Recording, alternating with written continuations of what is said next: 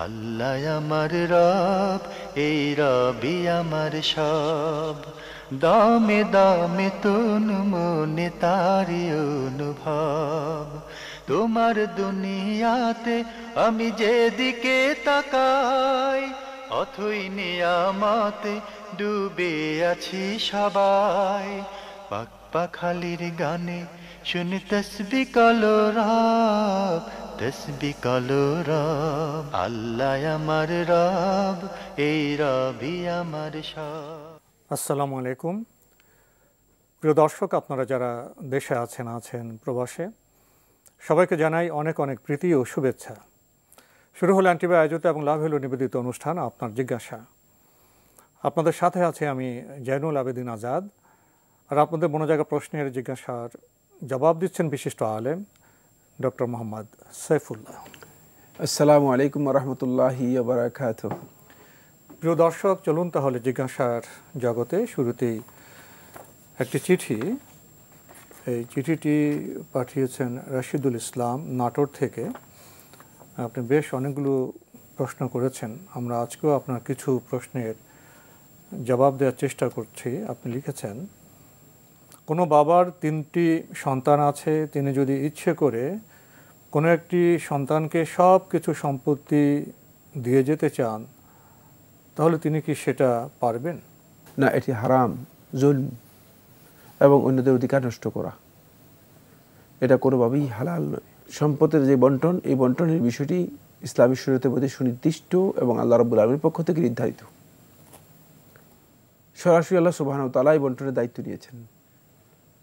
তাই মৃত্যুর আগের কোনো বন্টনের কাজ আর মৃত্যুর পরের কোনো বন্টনের কাজ মৃত্যুর আগে করার এই দায়িত্ব গ্রহণ করা মোটেও জায়েজ নেই। আমাদের মধ্যে অনেকে আছেন মনে করেন যে এই কাজটি করে যাবেন, এটা ভুল কাজ। বাকি একজন সন্তানকে দিয়ে বাকি ওয়ারিসদেরকে মাহরুম করা, বঞ্চিত করা, এটা একেবারেই হারাম। তাহলে অন্যান্য ওয়ারিসদের উপর জুলম করলেন। আল্লাহ সুবহানাহু ওয়া তাআলা জুলমকে হারাম করেছেন। আলা ইন্নী হারামতু যুলমা আলা নাফসি ফালা তাযালামু ফীমা বাইনাকুম, যে আমি জুলমকে আমার উপর হারাম করে নিচ্ছি, তোমরা তোমাদের মাঝে জুলম করো না। সুতরাং কোরআনে কারীমের মধ্যে আমরা দেখি যে অসংখ্য আয়াতের মধ্যে আল্লাহ সুবহানাহু ওয়া তাআলা জুলুমের ব্যাপারে কঠিন কথা বলেছেন। এটি ইসলামী শরীয়তের মধ্যে কোনোভাবেই বৈধ নয় যে একজন সন্তানকে আপনি পরিপূর্ণ সম্পদ দিয়ে দেবেন। সন্তানদেরকে শুধুমাত্র উপঢৌকন দেওয়ার ক্ষেত্রে ইসলামের বিধান রয়েছে। শুধু উপঢৌকন দিতে হলেও সন্তানদের মধ্যে ইনসাফের ভিত্তিতে দেওয়া উচিত। নবী সাল্লাল্লাহু আলাইহি ওয়াসাল্লাম নু'মান ইবনে বাশীর রাদিয়াল্লাহু তাআলা বর্ণিত হাদিসের মধ্যে বলেন, ইআদিলু বাইনা আওলাদিকুম, তোমরা তোমাদের সন্তানদের মাঝে ইনসাফ করো। যদি কোনো হাদিয়া দাও তাহলে ইনসাফ করবা। তার কারণ কি? কারণ হচ্ছে কোন এক সন্তানকে বেশি দিলেন, কোন একটাকে কম দিলেন, এতে সন্তানদের মধ্যে রেষারেষি তৈরি হবে, হিংসা বিদ্বেষ তৈরি হয়ে যাবে এবং পরস্পর মানে যেই সন্তানদের প্রতি যে একটা ভালোবাসা রয়েছে সে ভালোবাসা ঘাটতি হবে। এক সন্তান আরেক সন্তানদের প্রতি বিদ্বেষ পোষণ করবে, মনে করবে যে বাবা তাকে গুরুত্ব দিচ্ছে, আমাকে গুরুত্ব দিচ্ছে না, বাবার প্রতি সম্মান থাকবে না। এরপরে বাবার প্রতি তার পরিপূর্ণরূপে ভীতশ্রদ্ধা হয়ে যাবে, বাবাকে কোনোভাবেই সম্মান শ্রদ্ধা করবে না। সুতরাং মানে কোনোভাবেই ইসলামী শরীয়তের মধ্যে এই ধরনের কাজকেও অ্যালাউ করা হয়নি, অনুমোদন দেওয়া হয়নি, যেই কাজের মধ্যে কোনো না কোনো দিক থেকে সামাজিক বিপর্যয় অথবা নৈতিক বিপর্যয় অথবা কোনো ধরনের মানে সাংসারিক একটা কলহ তৈরি হবে, এগুলোকে ইসলামী শরীয়ত কোনোভাবেই অ্যালাউ করে না। সেক্ষেত্রে এই ধরনের কাজ করাটা হারাম, নাজায়েজ, সুতরাং কেউ করবেন না। আপনি আরও লিখেছেন, মাথার বালিশ, তরকারির পাতিল, বই, এগুলোতে পা রাখলে কি হাত দিয়ে সালাম করতে হবে? এগুলোতে পা রাখবেন কেন? পা রাখার আদব, পা রাখার জায়গা নয়, পা রাখার তো আদব আছে, হয়তো কখনো ভুলে রেখে ফেলে। পা রাখলে এগুলোতে মানে হাত দিয়ে সালাম করতে হবে, এটাও ভুল কথা। হাত দিয়ে সালাম কোনো সিস্টেমই নেই। সালামের পদ্ধতি ইসলামের মধ্যে আসসালামু আলাইকুম ওয়া রাহমাতুল্লাহি ওয়া বারাকাতুহু, মানে পুরো প্রশ্নটার মধ্যে দেখেন কয়টা ভুল আছে। মানে আমরা আমাদের সামাজিক ইসলাম সম্পর্কে না জানার কারণে, বিচ্ছুতির কারণে অবস্থা এমন জায়গায় দাঁড়িয়েছে যে মানে আমরা মানে সালামকে মনে করছি হাত দিয়ে মানে স্পর্শ করা, এটা নাম হচ্ছে সালাম। না, সালামের সামান্যতম কোনো সম্পর্ক নেই। হাত দিয়ে স্পর্শ করা সামান্যতম কোনো সম্পর্ক নেই। হাত দিয়ে যেগুলো করা হয় তাকে মানে মানে কদম বুসি অথবা হাত স্পর্শ করা, এগুলো একেবারেই মানে ভিন্ন সংস্কৃতি।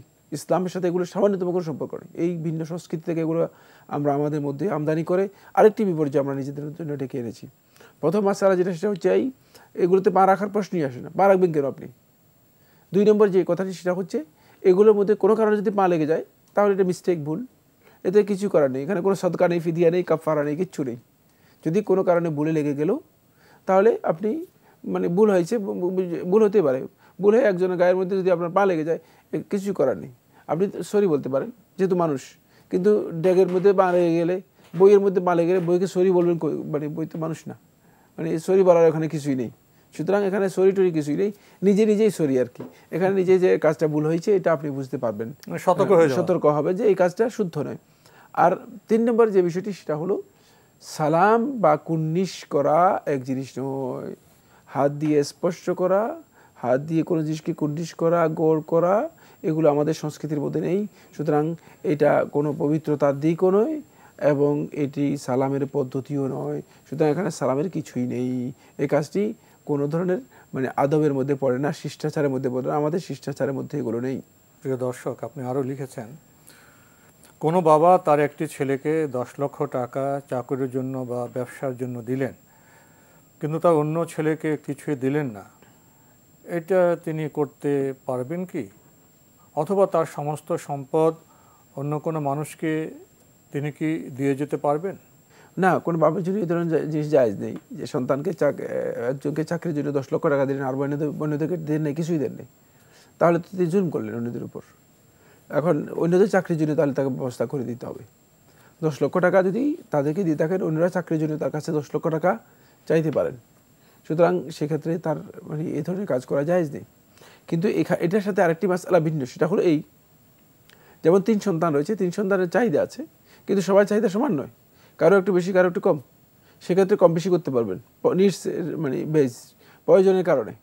যেমন একজন ইউনিভার্সিটিতে পড়ে তার খরচ বেশি, আরেকজন স্কুলে পড়ে তার খরচ কম। এখন যে ইউনিভার্সিটিতে পড়ে তাকে হয়তো ইউনিভার্সিটির টাকা দিতে হবে, আর স্কুলে যে পড়ে তাকে স্কুলে টাকা দিতে হবে। এখন এই কথা বলা মানে উচিত যে ইউনিভার্সিটি তাকে এত টাকা দিচ্ছে, স্কুলে এত কম দিচ্ছে, মেডিকেলে পড়ে। হ্যাঁ, সুতরাং এটা হলো প্রয়োজনের জন্য তাকে হেল্প করা, সহযোগিতা করা, এটা বাপের খরচের মধ্যে অন্তর্ভুক্ত হবে। সেক্ষেত্রে পিতা ইনফাকের মধ্যে অন্তর্ভুক্ত হবে, যেহেতু পিতার উপর ওয়ালাল মৌলুদি রাহু রিজকুহুন্না ওয়া কিসওয়াতুহুন্না বিল মারুফ, যেহেতু পিতার উপর ওয়াজিব হচ্ছে তিনি তাদের ভরণ পোষণের দায়িত্ব পালন করবেন, ভরণ পোষণ দেবেন। সেক্ষেত্রে ভরণ পোষণের এই দায়িত্বের কারণে পিতা অবশ্যই মানে সন্তানদেরকে তাদের প্রয়োজনীয় খরচ দিবেন। কিন্তু চাকরির বিষয়টি ভিন্ন। চাকরির বিষয়টি ভিন্ন এই জন্য, যেহেতু চাকরি পর্যন্ত সে পড়ালেখা করার পরে এখন যদি তাকে চাকরি দিতে হয়, যদি সামান্য কিছু টাকা হয় সেটা মানে দেওয়া যেতে পারে।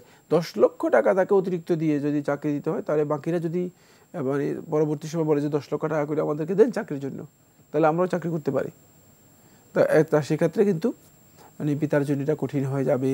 এক্ষেত্রে পিতার জন্য উচিত হচ্ছে যেটা, সেটা হলো এই ধরনের কাজ না করা, এই ধরনের কাজ না করা। তারপরে বিষয়টি হচ্ছে তিনি কি কোনো মানুষকে তার সমস্ত সম্পদ দিয়ে যেতে পারবেন? তার জন্য জায়েজ নেই কোনো মানুষকে সমস্ত সম্পদ মানে ওয়াকফ করে দেয়া, হেবা করে দেয়া, দান করে দেয়া, তার জন্য জায়েজ নেই।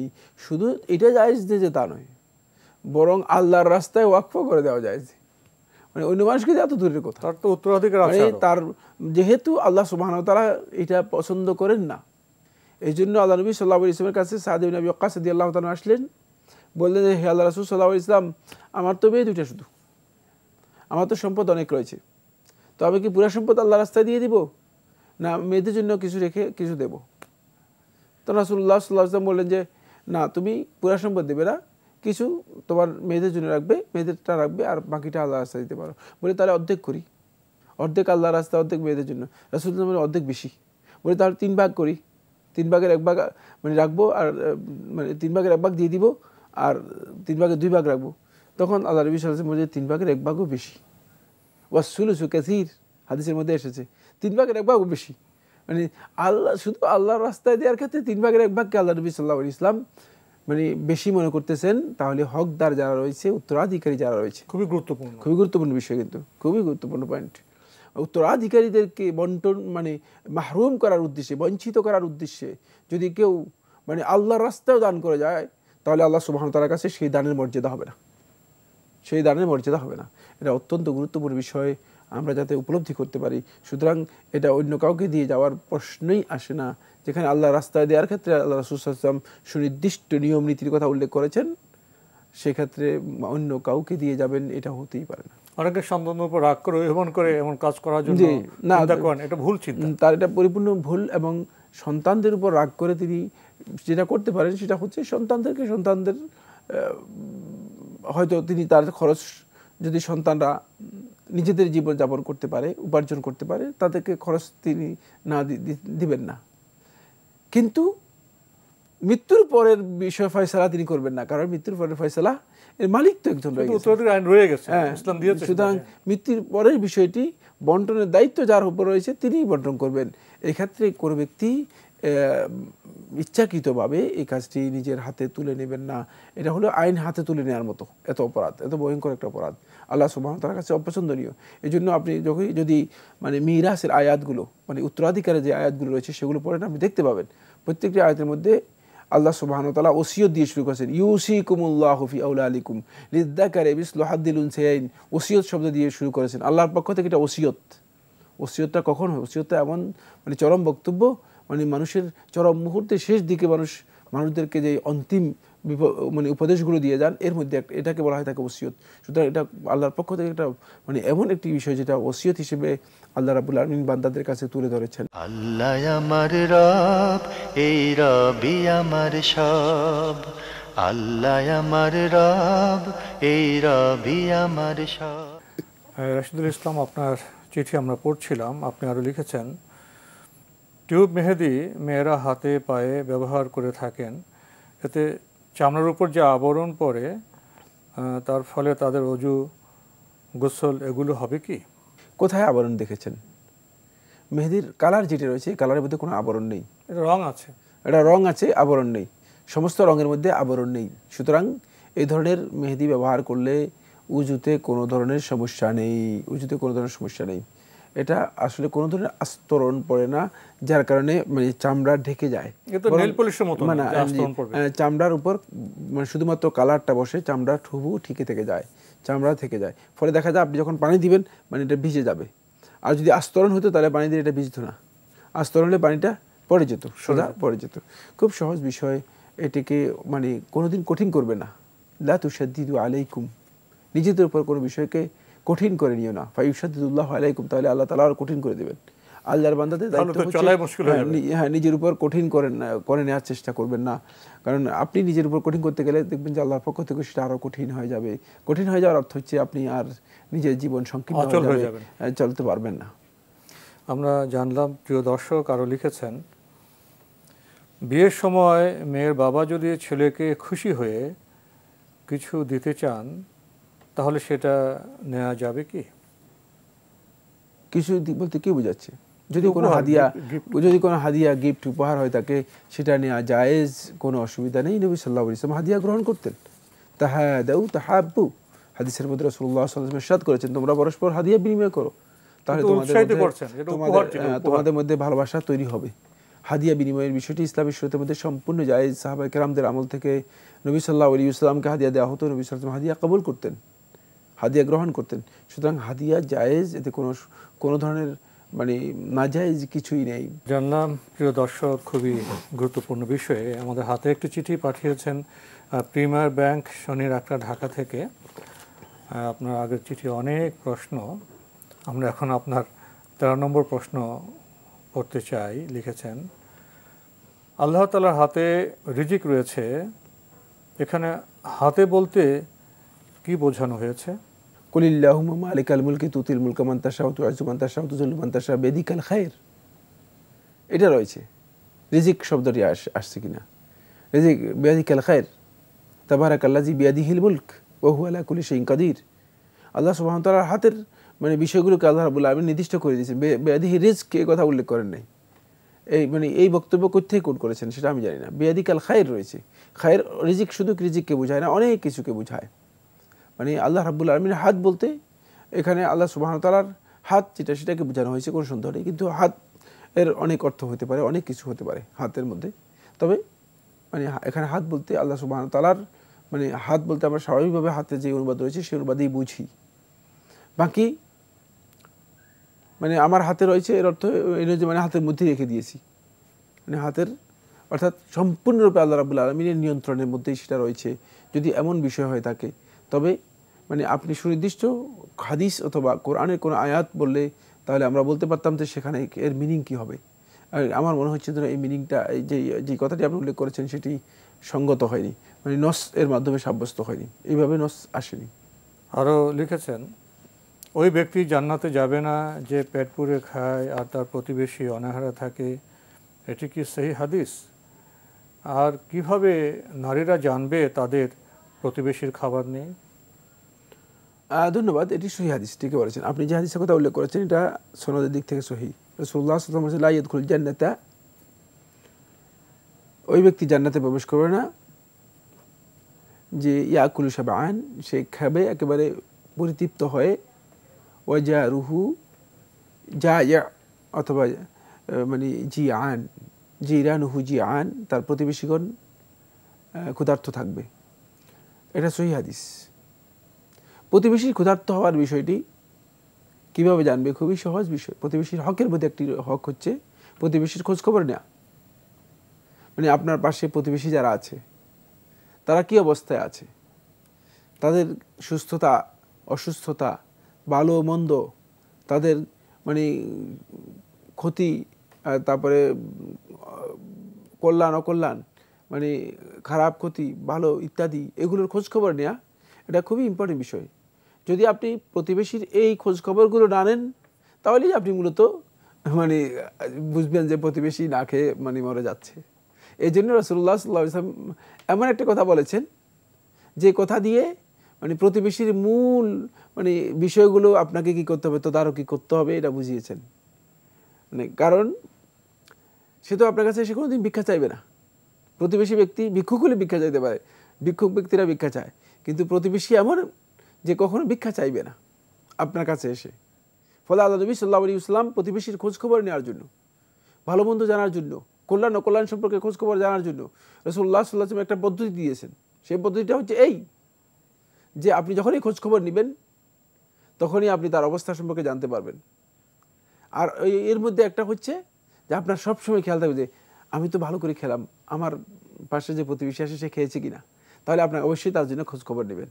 এই জন্য আল্লাহ নবী সাল্লাল্লাহু আলাইহি ওয়াসাল্লাম হাদিসের মধ্যে এই দিক নির্দেশনা দিয়েছেন যাতে করে আমরা নিজেরা পরিতৃপ্ত হয়ে খেয়ে না ডেকে না ঘুমিয়ে বরং প্রতিবেশী যে আমার কাছে রয়েছে তার সম্পর্কে খোঁজ খবর নিয়ে জানি।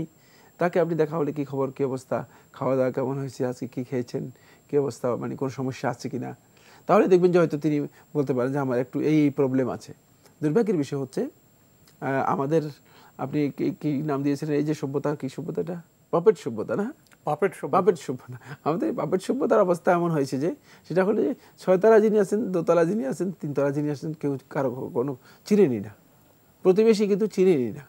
মানে এমন অবস্থা আমাদের মধ্যে মানে বিরাজ করছে। এর কারণ কি? কারণ হচ্ছে আমরা সত্যিকার ইসলামের শিক্ষা থেকে শিক্ষা নেই নাই, ইসলামের শিক্ষা এবং দীক্ষা থেকে নিজেদেরকে গঠন করি নেই। ফলে আমরা মানে প্রতিবেশী সম্পর্কে খোঁজখবর রাখি না, মানে আশেপাশের লোকদের সম্পর্কে খোঁজখবর রাখি না। সমাজ, জামাত, নামাজ এবং আচার আচরণ কোনো দিক থেকে আমরা ইসলামকে নিজেদের জীবন যাপনের জন্য পদ্ধতি হিসেবে গ্রহণ করার চেষ্টা করিনি। এটাই মূল কারণ। এখানে যে আরেকটি প্রশ্ন যোগ করলেন, নারীরা কিভাবে জানবে প্রতিবেশীর ঘরে খাবার নেই? তাদের তো বেশি জানার কথা। এটা নারীদের সমস্যা, মাসালা নারীদের নয়, নারী পুরুষ সবাই নির্বিশেষে। তো নারীদের কথা বলছেন, হয়তো তিনি মনে হচ্ছেন নারীরা বের হতে পারবেন কিনা। নারীরা খোঁজখবর নিতে পারে, প্রতিবেশী খোঁজখবর নেবে না, যাওয়া আসা করবে না, বাসায় গেলেই তো। ইসলাম তো সে ব্যাপারে তো স্পষ্ট নীতি দিয়ে দিচ্ছে। হ্যাঁ, বাসায় গেলেই তো খোঁজখবর নিতে পারবেন। আর এই বাসায় যাওয়ার বিষয় তো কোনো সমস্যার কথা না, এমন কোনো বিষয় নেই। যে আরও লিখেছেন, যদি শব্দটি শয়তানের কাজের সূচনা করে দেয়, কোনো অনাকাঙ্ক্ষিত ঘটনা ঘটলে এভাবে না বলা যে যদি এমন না করতাম তাহলে অমন হতো না। প্রশ্ন হলো, অনেক বিষয় আছে যা মানুষের নিজের হাতের কামাই, সেসব ক্ষেত্রে বোঝানোর জন্য কি বলবো? উদাহরণ, একজন ধূমপায়ীর ক্যান্সার হলে প্রশ্নই আসে না। তিনি কথা বলবেন মানে যে যদি এই কাজটা না করতো এরকম হতো, এটা বলার সুযোগ নেই। আর তিনি বলছে যে মানে এর একটা কারণ হতে পারে যে মানে আপনি অধিক পরিমাণে ধূমপান করেছেন, একটা কারণ হতে পারে। খুবই সহজ কথা, নিশ্চিত নয় যদি নিশ্চিত নয়, কথা বলার মধ্যেই আপনি মানে আপনার সেখানে ইসলাম এই পদ্ধতিগুলো আমাদের কাছে খুবই স্পষ্ট। যদি মোদির কোনো সুযোগ নেই এখানে, যদি মোদি কিছুই থাকবে না এখানে। একটাই বক্তব্য, সেটা হচ্ছে যে ধূমপান মানে ক্যান্সারের জন্য একটা অন্যতম একটা কারণ, সম্ভাবনা রয়েছে। মানে সম্ভবত এই কারণেই ধূমপান কারণেই মানে ক্যান্সারের কারণ হয়েছে, এটা বলা যেতে পারে।